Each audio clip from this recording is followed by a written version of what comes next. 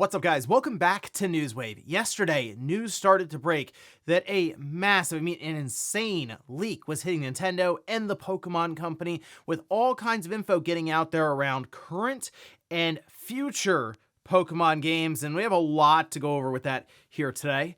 Also, we are going to be talking about Sony with Bluepoint. As we know, their project had been canceled and they're starting something new up. Well, a listing was spotted and it has people's hopes, sky high as to what they could be creating here. And we also have some Dreamcast stuff. Wanted to throw that in towards the end of the show. Some new things for the Dreamcast that you can actually start playing today. All of that and more. Guys, if you enjoy these videos, make sure you hit that like button. Helps out a ton. And if you're new here to the SpawnWave channel, make sure you subscribe down below. And of course, members for the channel do get Newswave early. If you would like to learn more about that, click the join button or link in the description down below. And we're going to start today with Avatar Legends: The Fighting Game. Apparently that's a working title, so we'll see if they have something maybe a little less on the nose when they're ready to really show the thing off. But we do have a trailer for it here, and this was posted up along with the description saying it's an upcoming action fighting game based on the beloved Avatar franchise, developed by Gameplay Group International in collaboration with Paramount.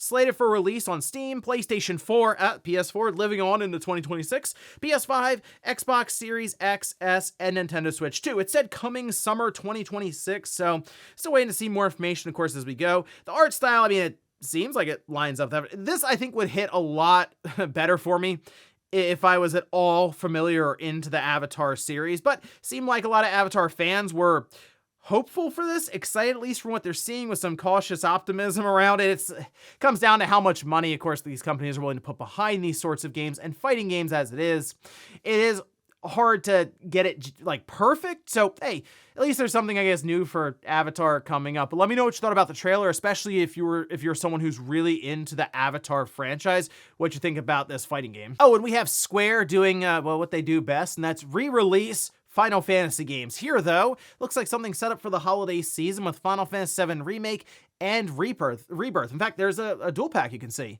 Yeah, this is going to be $60, and it has 3 Blu-rays inside of it, so you get everything there physically. It's coming out December 4th. Again, just in time for the holiday season, and if you haven't played Remake or Rebirth, it's a good pickup, I think, at $60. I liked both games. I think Rebirth was good, even though it did have some padding and some kind of cliche open world, open design areas and setups there, and it could get kind of annoying. And it felt very much like they were trying to bloat major portions of the open world. But I think the story, again, going off the rails, is very interesting. The gameplay is fun. So we do also have a Remake coming up integrated for Xbox and the Switch 2 in January. This just being a way for Square to do what they do best, and again, put something on store shelves for people to buy with that double pack there on December 4th. Oh, and we do have Ninja Gaiden 4 coming out next week. I'm very excited. I do like the Ninja Gaiden franchise.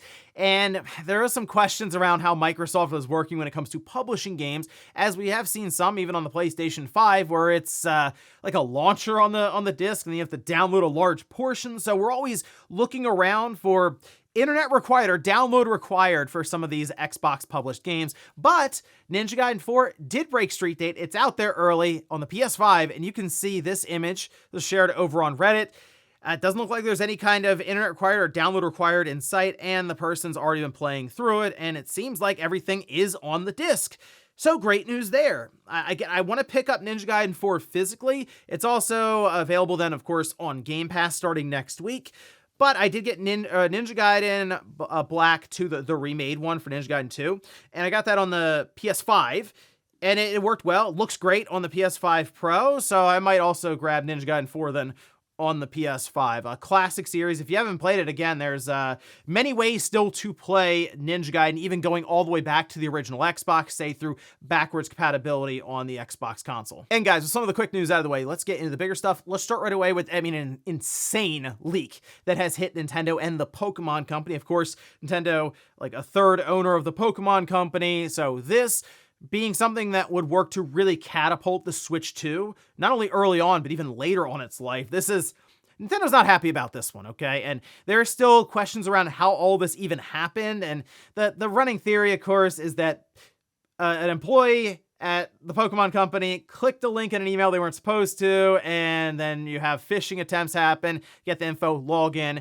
and start pulling, I mean, tons of data. We're thinking like hundreds of gigabytes, as even the Pokemon Legends ZA game and source code and stuff were posted online. That was like 90 some odd gigabytes of data. And here's the thing. I can't really show you a lot of the stuff that's going around. I'll show you just some trailers for Pokemon games and stuff, because the Pokemon Company will be vigilant with the copyright strikes. They'll be swift at just taking out all kinds of stuff online. I'm telling you, we've seen this play out over and over and over again. So if you're also a creator out there thinking about covering any of this stuff, don't put it on screen, okay? Anyway, let's go over some of the things that were shared, and even that I'm kind of hesitant because some of it is just outright spoilers for, I mean, Legends ZA is just out there. Like, people have been data mining and throwing stuff everywhere, but even for future Pokemon games up to, and it sounds crazy, but Generation 11. Anyway, some of the stuff that I was really curious about would be the roadmap, a few of like the concepts and ideas, and even budgets for Pokemon games. Yeah, okay, well, let's start from the top here. And that's with this being called the Terra Leak 2. All right, so we had Terra Leak 1, now Terra Leak 2.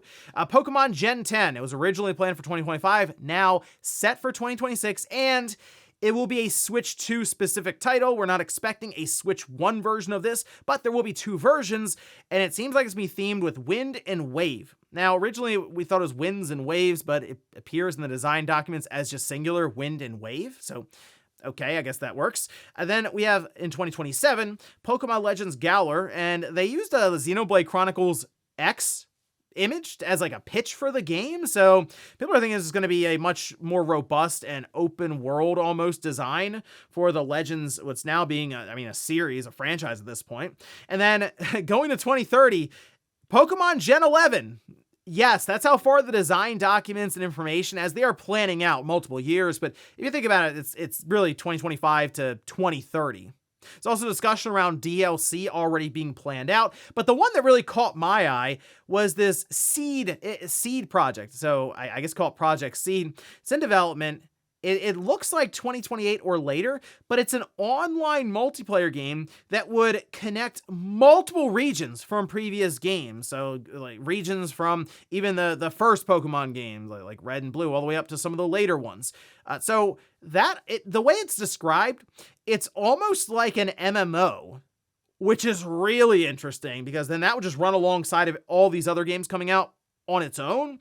And I mean, there's just so much content they could pour into it. And people have been asking for a long time, and I've seen it. And I was around back in the day when people were doing like the Pokemon online stuff and they're trying to do fan projects.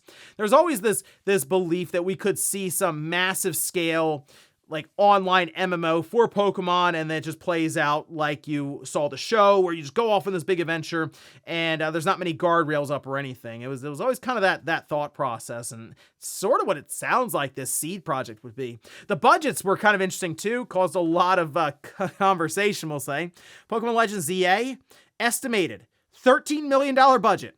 Gen 10, estimated $20 million budget. Now, from what I can tell, these are planned budgets. We always know planned budgets typically don't line up with what it ends up being. So I'm sure they would have gone over this, especially if like Gen 10 was originally planned for 2025 and it goes into next year. It'd probably be higher, but people need to keep in mind a few things here. One, marketing for Pokemon games is probably insane. Like the amount of money that gets dumped into that is crazy.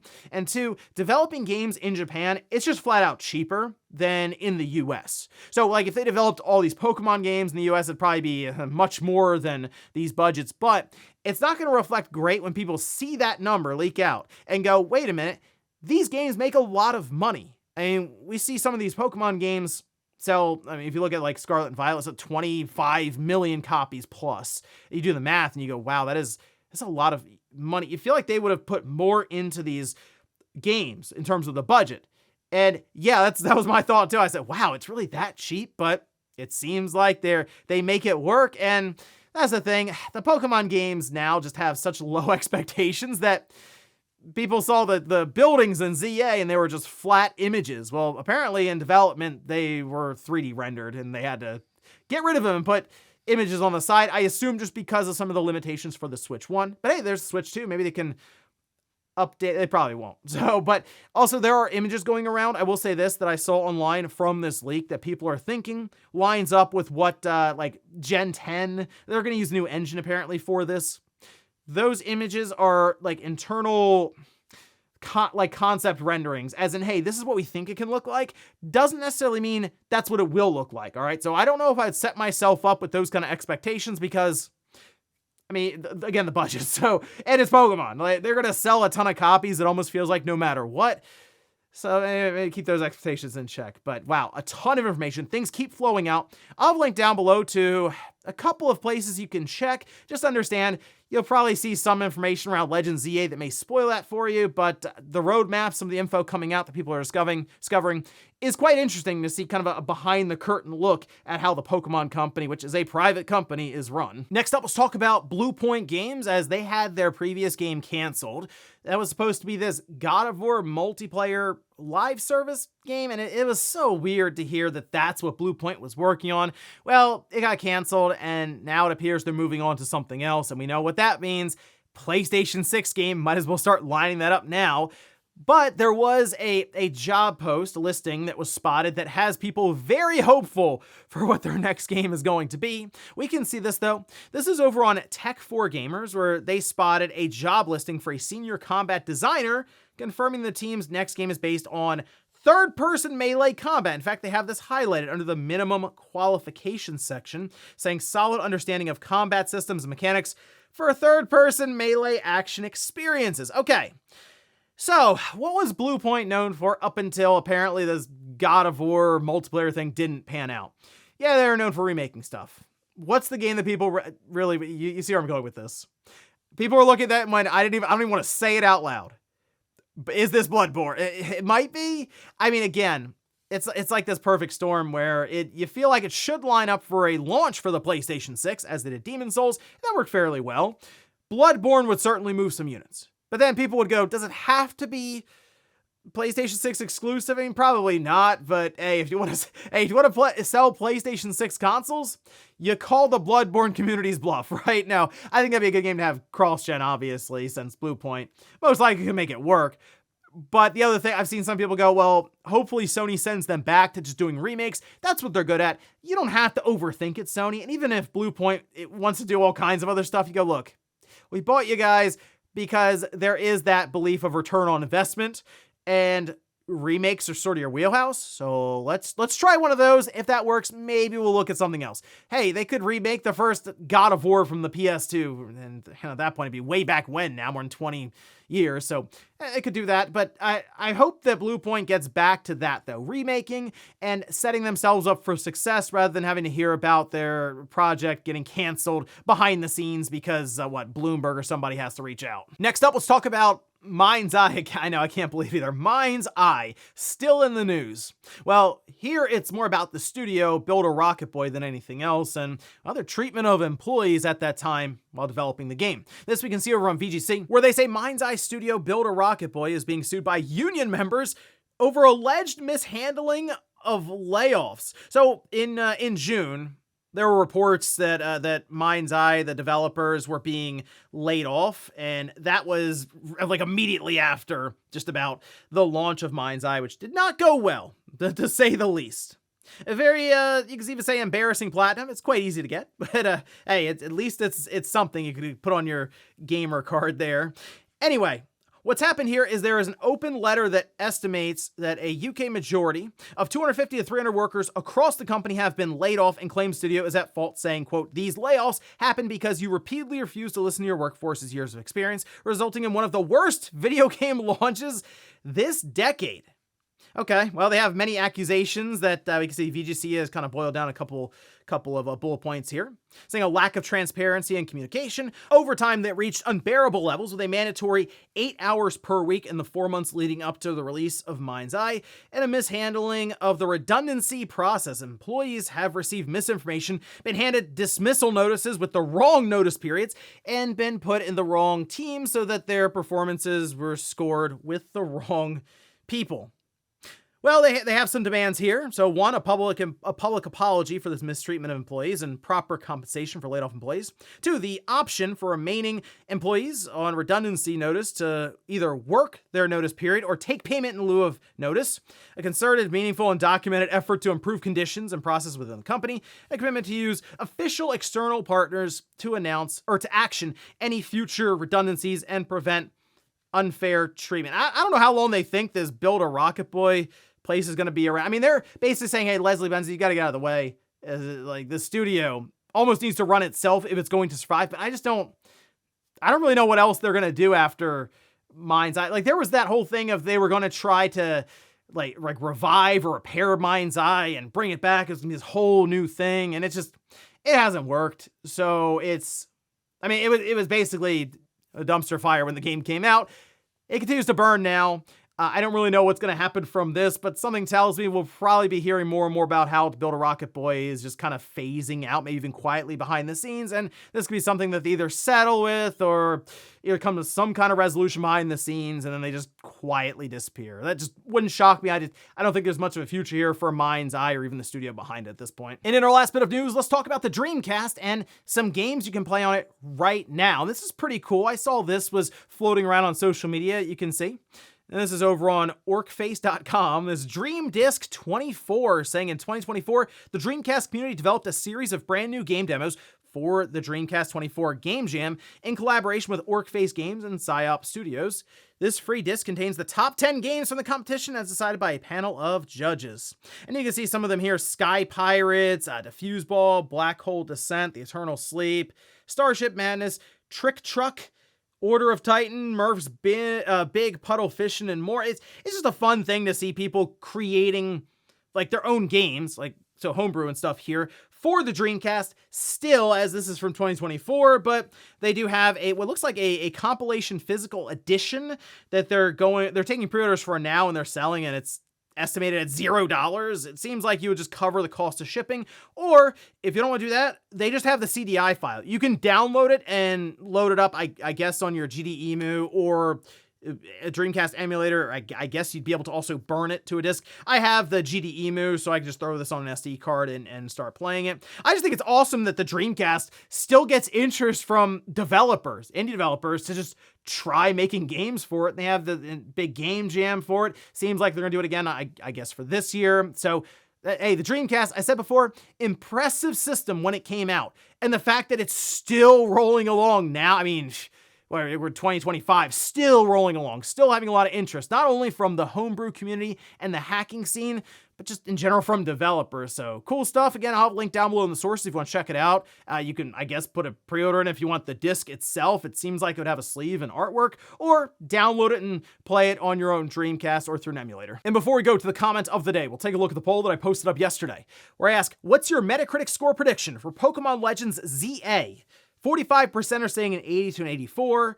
I'd agree with that. I think that's about right. 27% say 79 or lower. It's not impossible. 85 to 89 is 23%. And then 4% are high hopes here, 90 plus. I think Arceus, that was an 83, if I'm not mistaken. I'm going to guess that ZA comes in at an 81. I'm going to go with 81. So I'd be in that 45% as well. Now, there, again, are people already playing it?